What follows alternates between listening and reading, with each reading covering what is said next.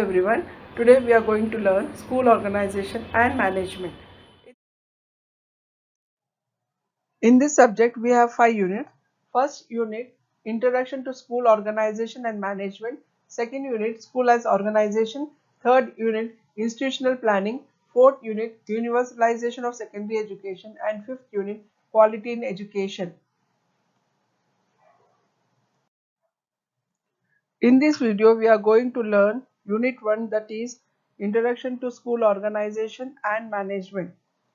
In Unit 1, we have 5 subunits for easy understanding of the subject. 1.1, the subunit 1.1, Meaning, Definition and Scope of School Organization. 1.2, Interrelationship between School Management, Administration and Organization. 1.3, Aims, Objectives and Function of Educational Management. 1.4, Types and Principles of Educational Management. 1.5, School under different managements. 1.1, Meaning, Definition of School Organization. Organization means to procure all the resources, both physical and human resources, and implement them in a system. It means to utilize all the resources effectively is called an organization. We have 4 points to remember. First one, execution stage. Second, work done for others. Third, procure physical and human resources. And fourth, it is a machine or a system. So here we have to understand it is a execution stage, means it is a practical stage where work is done for others, and by assembling, by procuring the physical resources and human resources. So physical resources, it may be, we have building structure, we have boards, table, chairs, all these things physical resources. And human resources are management, administrative staff, teaching staff, non-teaching staff, all watchmen, everything, where they are known as human resources, and it is work as a machine or a system. So many educationists has given the definition for school organization. The first one, it is a machine for doing work. The organization may be composed primarily of persons, materials, ideas, concepts, symbols, forms, rules, principles, or often a combination of these. The machine may work automatically or its operation may be to human judgments and will. Second definition, organization simply means the practical measures which we take to ensure that the system of work we use will be of the greatest possible assistance in carrying out our aims and the greatest benefit of our children. Third, organization of school administration, expression of educational theory.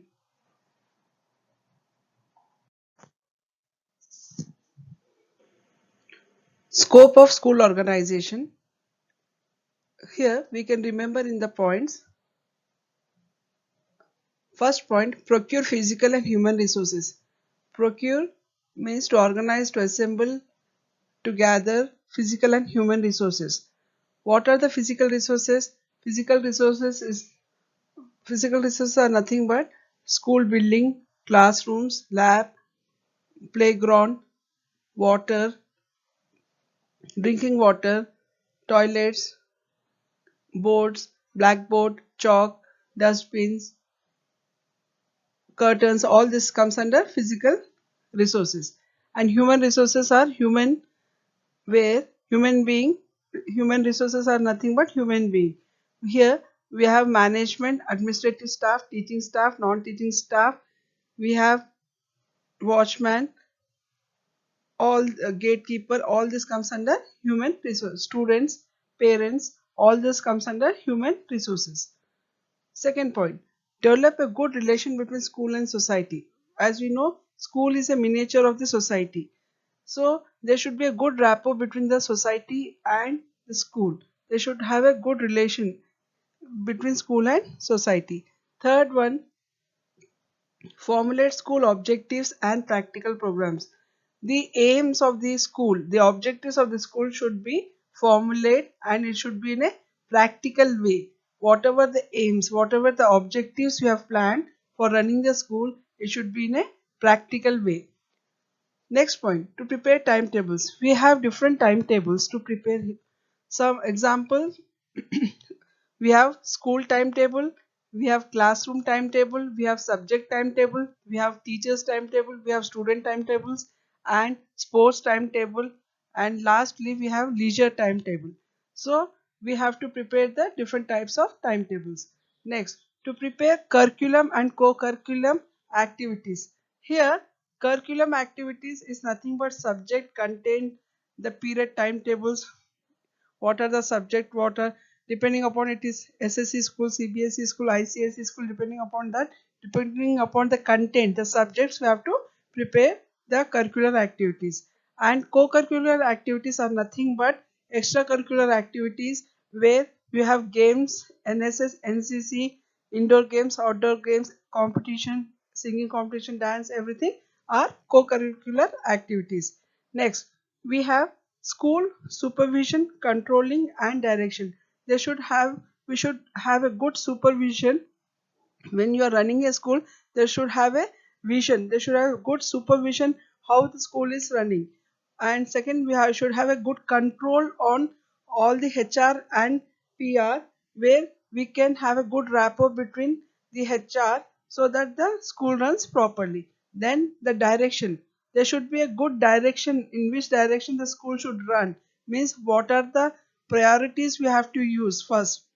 Next, the to maintain school educational and administration and financial records. So here we can say to maintain the records. What are the records? They may be educational records, they may be administration records, they may be financial records. Then next, categorize the student and their promotions. So here we can categorize the students on their promotions, on their achievements, on, we can know what are the weaknesses, what are the strength of the students. Next, we have to maintain continuous comprehensive evaluation, that is nothing but CCE. Now it has become mandatory to all the schools to maintain CCE. The evaluation system become in the process of CCE, where you are maintaining from the slip test, assignment test, unit test, quarterly, half yearly and annual test papers, everything we are evaluating and maintaining in a CCE record.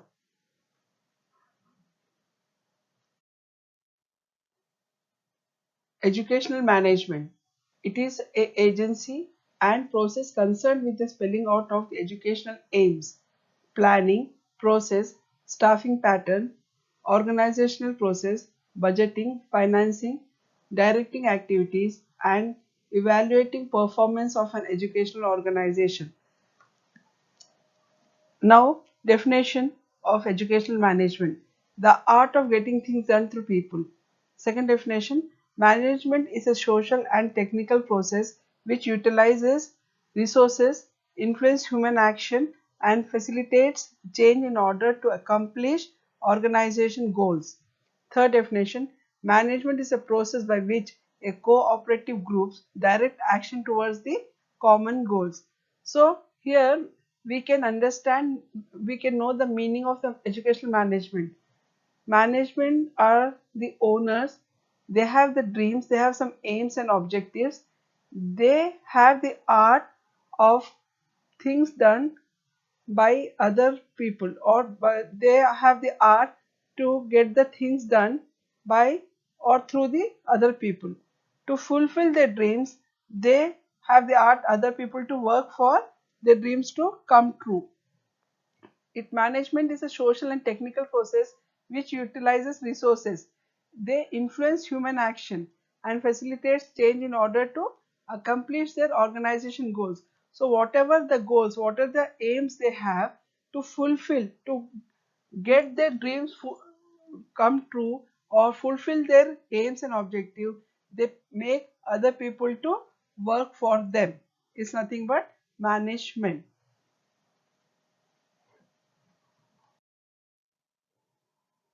Scope of educational management, we can remember as SPOT C: planning, organization, direction, coordinating, and evaluation. So there should be a good planning, To fulfill your aims and objectives, you should be like a blueprint. You should know what we have to do to get our dream fulfilled. You should have a blueprint, you should have a planning, proper planning, then only you can be success. Second, organization. Organizing to organize HRPR, to procure HRPR and work in a system practically to implement in a system effectively to organize. We have to organize the system by procuring HR and PR and doing the work in a system effectively. Third, direction. Here there should be a good direction given by the management or a leader. The leader will give the direction and the manager, the administrative staff has to follow the direction. Next we have coordinating. Coordinating means what? There should be a good coordination between the management, administration, and organization. Because when there is a good rapport between or coordinating between owners, management, administration, and organization only, the business, the system, the management will run properly. Next point, evaluation.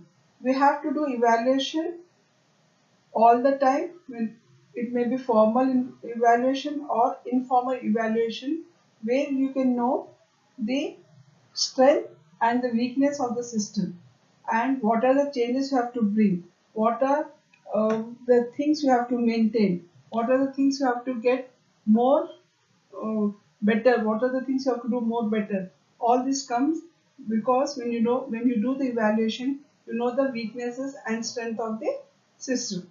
So this is the scope of educational management. We can remember as pot C. 1.2, interrelationship between school, management, administration and organization. Here we have three stages. You can remember Sakarnalu, Jilebi, Murku. Just joking. Okay, we have three stages, three in 1.2, interrelationship between school management, administration and organization. Management is a social and technical process which utilizes resources, influence human action, and facilitates change in order to accomplish organization goals. So, management know the art of management have the art of getting things done through people. So one type we can say that management can work as a leader or as an owner where they know how to make other work. uh, they know how to get things done through people. They know the art. They know the art of getting things done through people. Second stage it is pre-execute stage or pre-planned stage, or where this is a stage which is very important to make pre-plan. For example, blueprint. For constructing a house, you have a blueprint. Everyone knows that. So blueprint is nothing but where what to make, how to make, what are the requirements, what are all this thing comes under the pre-execute stage. Here, administration, if the administration is good, we can say we have a good organization. Now, third stage comes execute organization stage, where it is a execute stage. Execute means where it is coming into a practical, where it is coming as a where is work done practical. It is not planning. It is not pre-planning stage. It is a planning execute stage where your plan is completely done practically. Yes, where it works as a machine, it works as a system. Organization is to procure human resources and physical resources and implement them effectively in a system to work. Organization, people work for others. Organization, people work for others. Organization are that organizations that the people work for management dreams to come true. Yes, so there should be a good rapport between management, administration and organization, then only the system run smoothly. For here the management should have a good rapport between administration and organization. Organization should have a good rapport with administration and management, and mainly the administration intermediate stage between management and organization, we should have a strong administration where you should have a good rapport with management and good rapport with organization to balance.